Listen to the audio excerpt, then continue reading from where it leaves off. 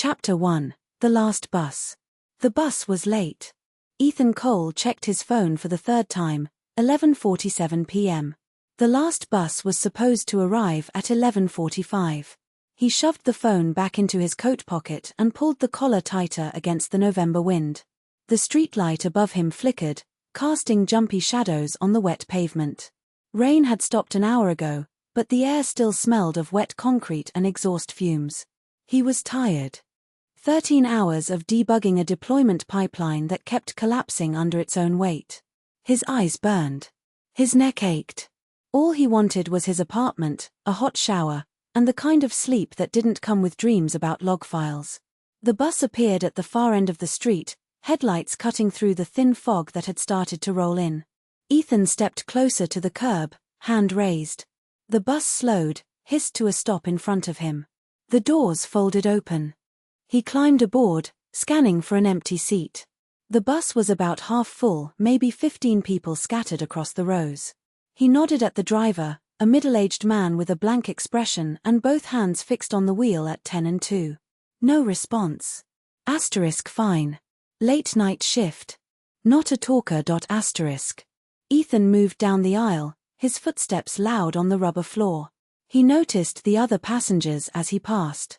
A woman in a beige coat stared straight ahead, hands folded in her lap. A young man in a hoodie, head tilted back, eyes half closed. An old man with a newspaper held open, but his eyes weren't moving across the page. Too still. Ethan paused near the middle of the bus, sliding into a window seat. He glanced around again. The woman hadn't blinked. The hoodie guy hadn't moved a muscle. The old man's hands were frozen, holding the paper at the same angle. Maybe they're all just tired. But the sensation crawled up his spine like cold fingers.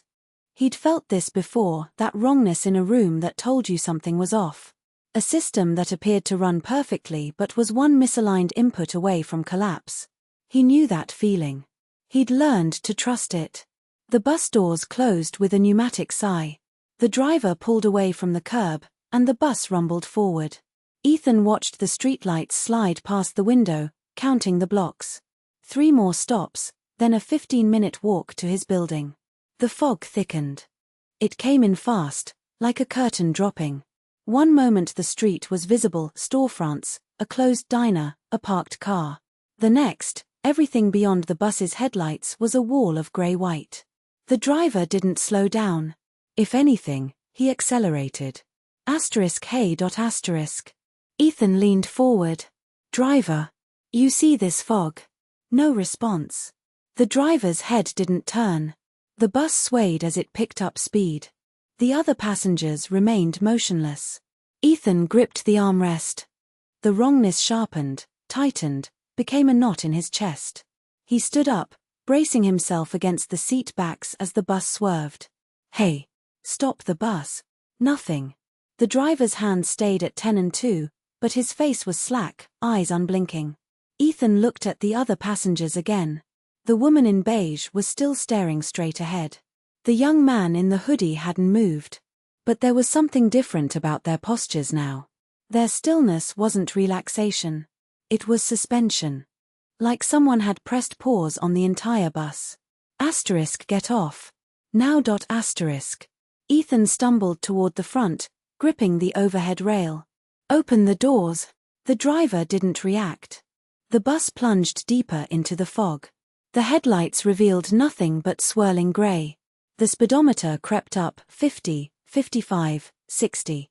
In this visibility, on these streets, it was suicidal.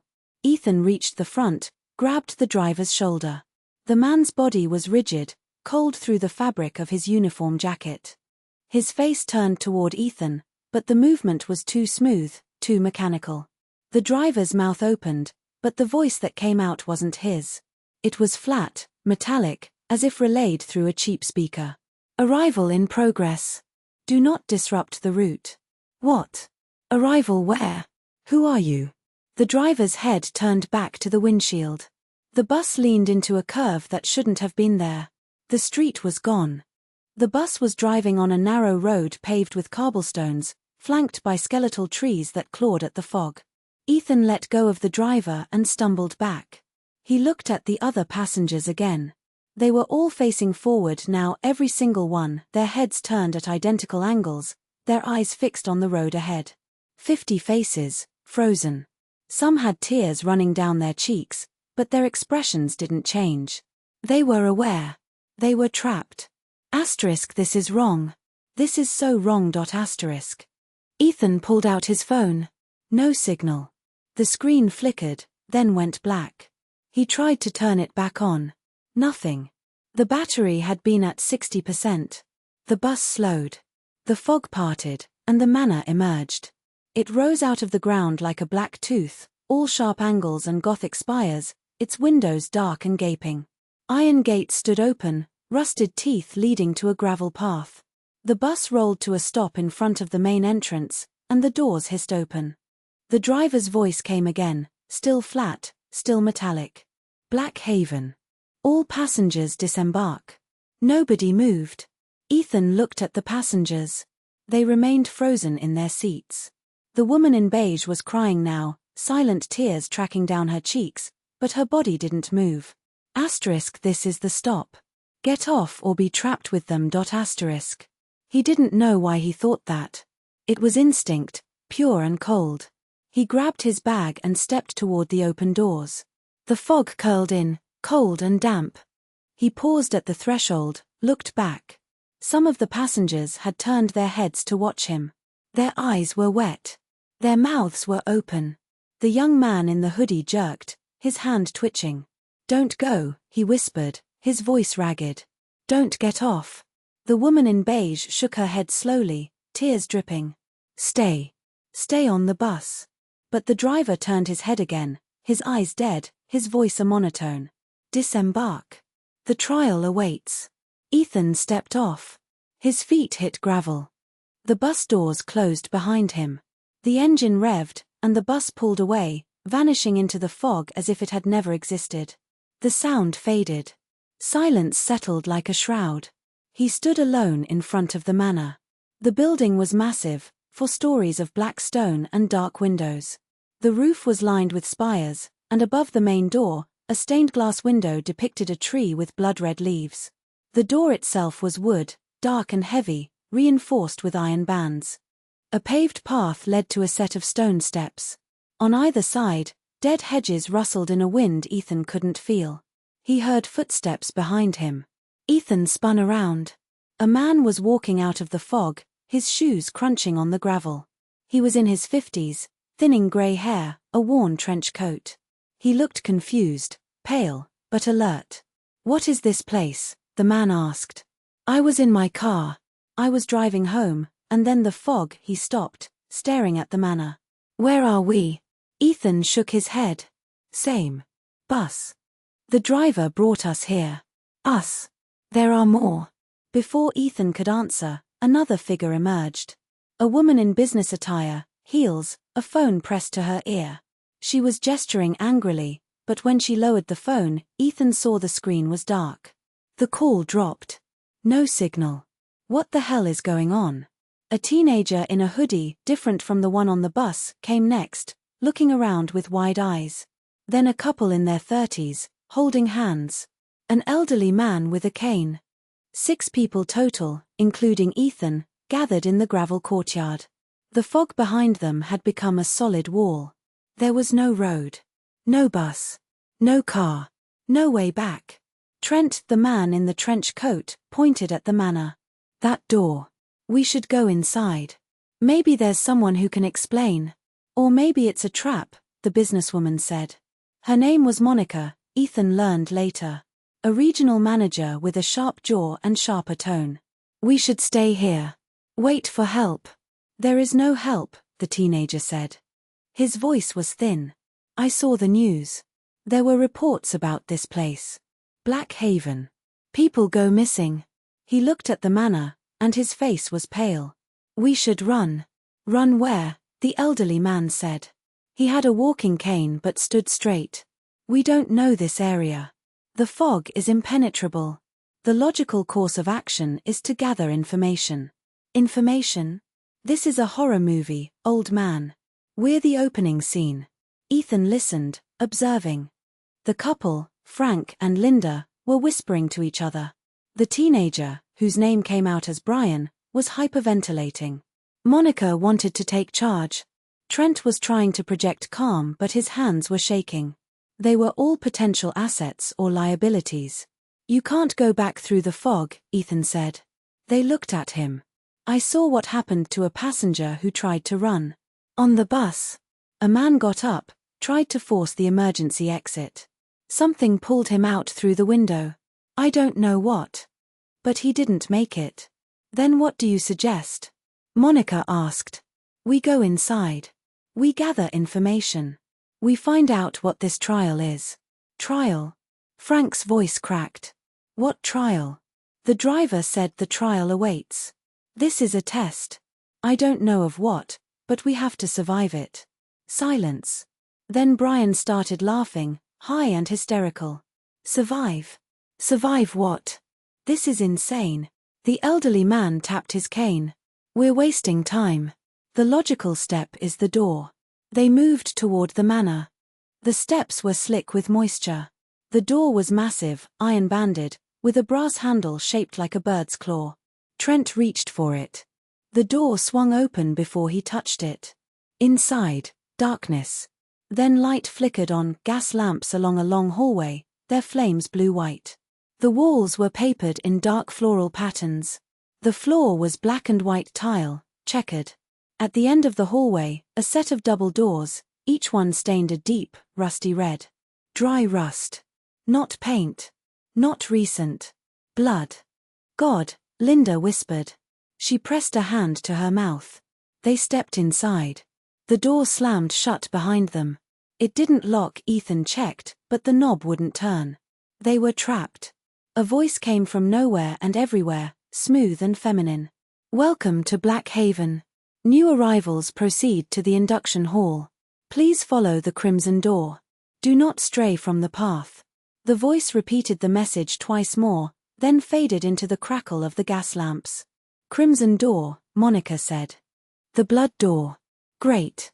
They walked down the hallway, footsteps echoing on the tiles. The walls seemed to breathe, or maybe it was just the flickering light. Brian kept looking over his shoulder. Trent's hands were in his pockets now, but his knuckles were white. The double doors loomed. On each panel, a pattern was carved, a tree with roots that spread into the wood, and among the roots, faces. Screaming faces. Ethan forced himself to look away. "Open it," the elderly man said. His name was Dr. Reyes, a retired professor. He seemed the least shaken. "We have no choice." Ethan pressed his hands against the doors. They were warm, as if heated from the other side. He pushed. They swung open. The induction hall was vast. A cathedral ceiling arched overhead, lost in shadow. The floor was black marble, polished to a mirror shine. In the center of the room stood a lectern, and behind it, a figure. A woman in a red dress. She was tall, pale, her hair black as oil. Her lips were the color of fresh blood. She smiled as they entered, and her eyes, dark, depthless, swept over them. "New souls," she said. Her voice was the same as the one from the speakers. "Welcome to your new existence." Ethan's hand went to his pocket, where he kept a small penknife. He didn't pull it out, just felt the weight. "Who are you?" Monica demanded. "What is this place?" "I am the voice of the hall," the woman said. "I guide new arrivals through their first trial. You are here because you have been chosen. The Grey has taken your world. Black Haven is the last refuge. Chosen?" Brian's voice cracked. "Chosen for what?" The woman in red smiled wider. "To collect the fragments. To open the gates. To become worthy of the final reset." She gestured, and the walls of the hall shifted. Sections slid away, revealing doors. 12 doors, each one different. One was covered in thorns. One was made of ice. One was mirrored, reflecting nothing. One was studded with nails. "The first trial awaits," the woman said. "Each of you will enter a gate. Some of you will return. Most will not. Such is the nature of survival." "Wait," Trent said.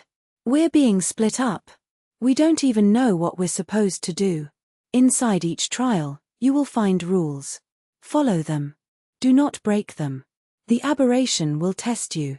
If you survive, you earn a fragment. Collect 12, and you may open the final gate. Monica stepped forward. And if we refuse? The woman's smile didn't falter. The alternative is the grey. It is already seeping into this hall. You will be consumed in minutes. She pointed at the floor. The black marble was rippling at the edges, a grey mist seeping through the seams. They had no choice. Well, Dr. Reyes said, I suppose we'd better pick a door. We don't have to pick the same one? Linda asked. The woman in red shook her head. Each gate leads to a different trial.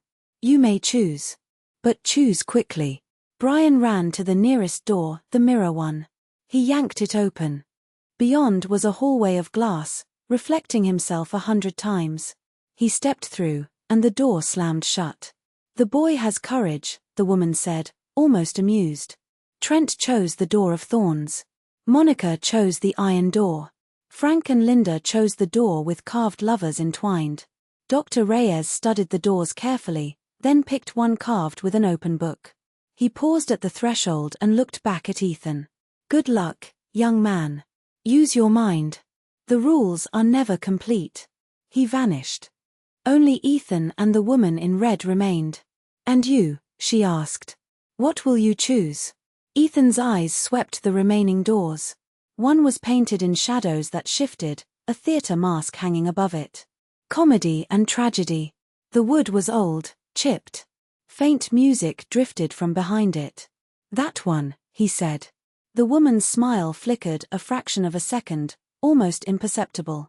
The Shadow Theater. An interesting choice. It has claimed many. She stepped closer, and for a moment, her mask seemed to crack. Her voice dropped, intimate. But you are interesting. I can smell it on you. The remnants. Remnants of what? She didn't answer. She turned and walked toward the lectern, her red dress swishing against the marble. Good luck, Ethan Cole. You'll need it. He didn't ask how she knew his name. He just walked to the theater door, grasped the iron handle, and pulled. The door opened onto a narrow corridor, velvet-lined, the walls covered in faded playbills. The music grew louder, a stately waltz, but the notes were wrong, dissonant. The corridor ended in a heavy curtain. Ethan pushed through. He was standing on a stage. The theater was vast, 3 tiers of balconies wrapped around a horseshoe auditorium. The seats were filled with silhouettes, not people, not exactly. Mannequins, perhaps, or figures made of shadow. They watched with glowing white eyes. The stage was lit by footlights that flickered with gas flames. The floor was polished wood, scuffed with years of use. Props were scattered around, a broken chair, a standing mirror, a music box on a pedestal. A screen descended from the flies, white and luminous. Words appeared on it, typed out letter by letter. Asterisk welcome to the Shadow Theater asterisk. Asterisk a performance of 3 acts asterisk. Asterisk rules asterisk. Asterisk 1. When the music plays, you must close your eyes. Asterisk. Asterisk 2. When the music stops, you may open them. Asterisk. Asterisk 3. Do not look at the audience. Asterisk. Asterisk 4. Do not step off the stage before the final curtain. Asterisk. Asterisk 5. Applaud when the performance ends. Asterisk. Asterisk break the rules, and the aberration will claim you. Asterisk. Asterisk the show must go on. Asterisk. The screen went dark.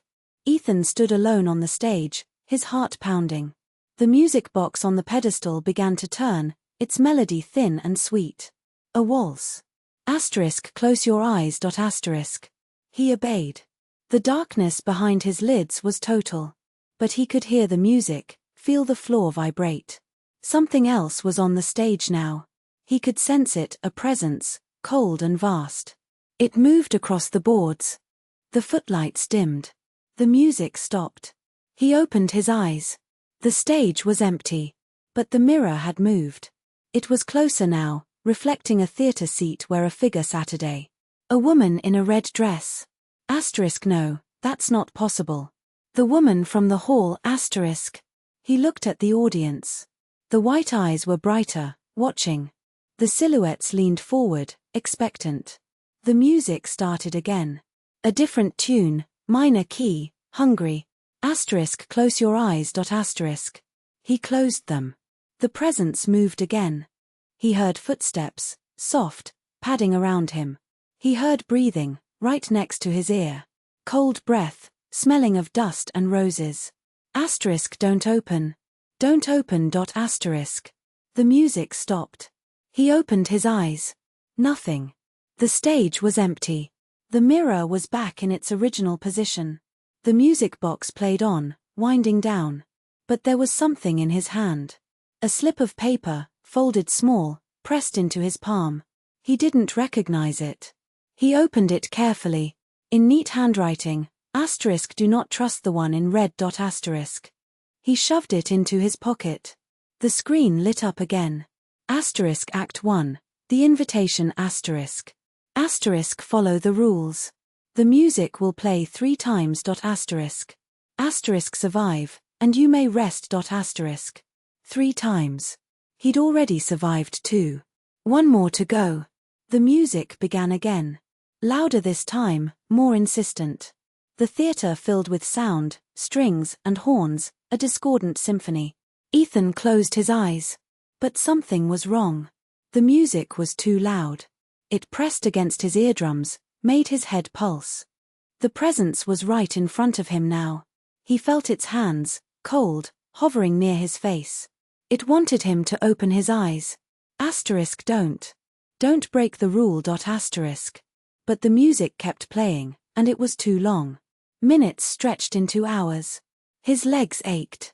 His eyes burned. He wanted to open them, wanted to check if the presence was still there. Asterisk no. The rule says close your eyes when the music plays. Asterisk. But the rule also said asterisk when the music stops, you may open them. Asterisk. But what if the music didn't stop? What if it played forever? He listened. The melody had changed again. It was a lullaby now, soft, hypnotic. It whispered to him.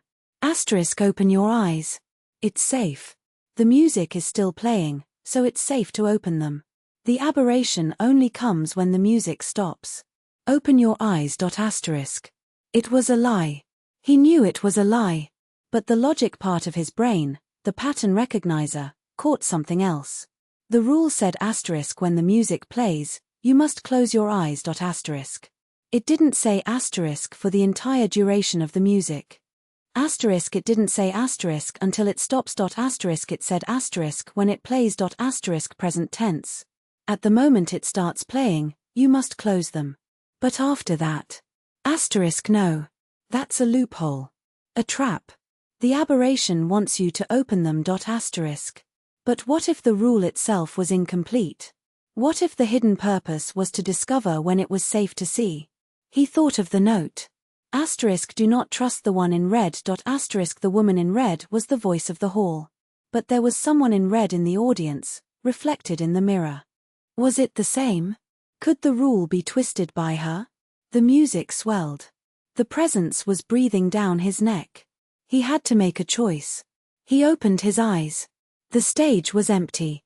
The presence was gone. The music still played, but it was distant now, fading. The footlights burned steady. He looked at the audience. The white eyes were watching, but they were calm, expectant. Asterisk did I pass? Asterisk. The screen updated. Asterisk Act 1 complete asterisk. Asterisk rest period, 1 hour asterisk. Asterisk the next act begins at midnight asterisk. The stage lights dimmed. A door appeared on the side of the stage, leading to a small dressing room. He stumbled toward it, his body shaking. Inside, a cot, a table, a pitcher of water. A lamp. A photograph on the wall of a young woman in a theatrical costume, smiling. He sat on the cot, pulled out the note. Asterisk do not trust the one in red. Asterisk. He thought of the woman in the red dress. He thought of the reflection in the mirror. He thought of the rule. Asterisk when the music plays, you must close your eyes. Asterisk. It was true, But it wasn't the whole truth. He had opened his eyes while the music played, and nothing had happened. Because the rule didn't mean asterisk keep them closed for the whole song. Asterisk it meant asterisk at the moment the music starts, close them. Asterisk after that, you could open them again, as long as you were quick. Or perhaps the aberration only attacked if you opened them at the wrong time. But he had opened them during the first 2 instances and seen nothing. Only during the third, the presence had been gone. Asterisk it's a test within the test. The rules are designed to be broken, but only at the precise moment. Find the cracks, survive. Asterisk. The water was cold. He drank greedily. He looked at the photograph. The young woman's eyes seemed to follow him. Her costume was red. A dancer, maybe. A singer. Asterisk what happened to her, asterisk. He didn't know. But he had a feeling he'd find out in the next act. The lamp flickered. The hour was passing. He lay down on the cot, forcing his body to rest. But his mind raced. The trial had barely begun. He had survived the first act, but there were 2 more to go. And beyond the theater, there was Black Haven, the fragments, the final gate. He had fallen into a nightmare. And the only way out was through. The clock on the wall ticked toward midnight. The door to the dressing room creaked open, revealing darkness beyond. The second act was beginning. Ethan Cole stood up. His penknife was still in his pocket. The note was folded tight. He had the sense that somewhere, the woman in red was watching him. Asterisk I will survive this. I will find the truth. Asterisk. He stepped into the dark. The show must go on.